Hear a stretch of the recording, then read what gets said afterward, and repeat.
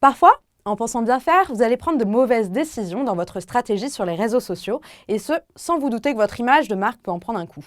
Dans cette vidéo, nous avons donc essayé de mettre en lumière quelques mauvaises pratiques à bannir absolument de vos stratégies. Premier point, l'automatisation de la publication des contenus sur tous les réseaux sociaux.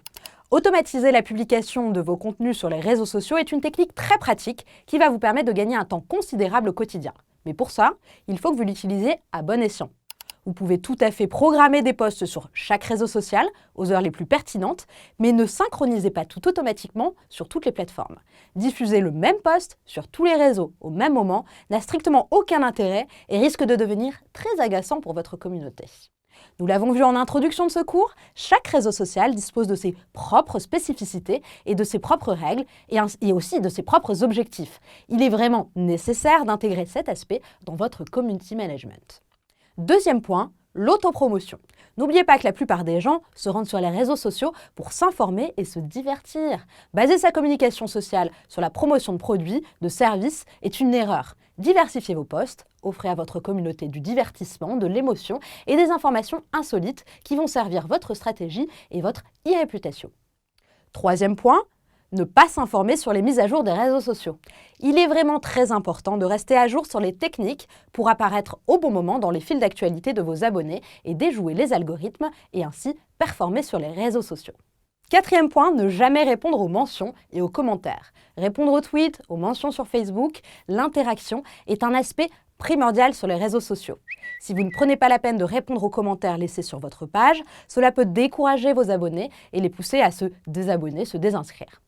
Par ailleurs, cela démontre une certaine forme de mépris pour vos clients qui peut, à terme, porter préjudice à votre entreprise. Cela prend effectivement du temps et demande de l'attention de répondre aux commentaires, mais ne pas faire cet effort est très dommageable pour la communauté et je suis sûre que vous n'avez pas envie de donner l'image d'une entreprise qui n'écoute pas ses clients. Cinquième point, ne jamais analyser les retombées de sa stratégie. C'est l'analyse des retombées de votre community management, de votre stratégie social media, qui va vous permettre d'affiner cette même stratégie. Vous découvrirez le type de contenu préféré de vos abonnés, leurs horaires de présence, les pics d'audience, etc. Il n'y a qu'en analysant les résultats de votre stratégie que vous arriverez à créer des publications qui auront de plus en plus d'engagement. Sixième point, croire que les réseaux sociaux vont avoir un impact immédiat sur le CA de votre entreprise. Quelle que soit l'efficacité de votre stratégie social media, il y a tout de même assez peu de chances pour que celle-ci génère des résultats dans l'immédiat. Vous devez donc vous armer de patience et continuer de peaufiner vos publications pour attirer des abonnés qualifiés et les faire interagir avec vos contenus. C'est sur le long terme et avec le temps que vous allez construire une communauté qui va vous être fidèle. Les réseaux sociaux sont des points de contact, des points de conversation avec vos cibles, vos prospects et vos clients. Il ne faut pas les confondre avec des vitrines ou des points de vente. Ce n'est pas le lieu où vous pouvez vendre à tout prix vos produits ou vos services. Septième point, ne pas vouloir dépenser pour le social media.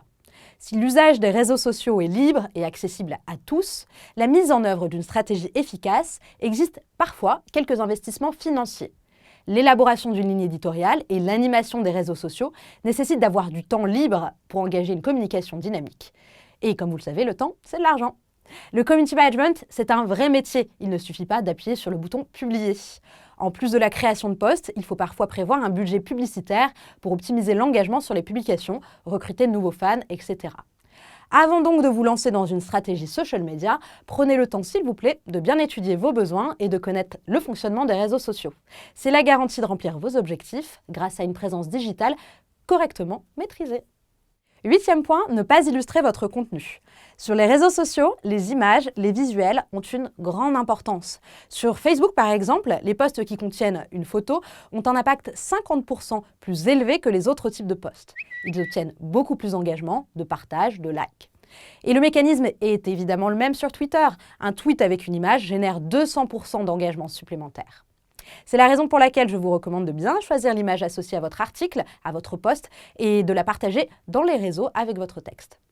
Neuvième point, ne pas avoir de stratégie sur les réseaux sociaux. C'est pourtant la base de la base. Inutile d'avoir une stratégie de 200 slides, mais se poser les bonnes questions, telles que quels sont mes objectifs, quelle audience vais-je cibler, quels sont mes KPI, etc.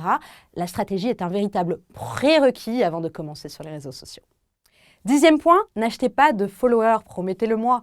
Certaines entreprises proposent de vous fournir à des prix plutôt bon marché un grand nombre de followers sur vos comptes sociaux. Une méthode qui peut être très tentante si l'on pense que la crédibilité augmente en fonction du nombre de followers.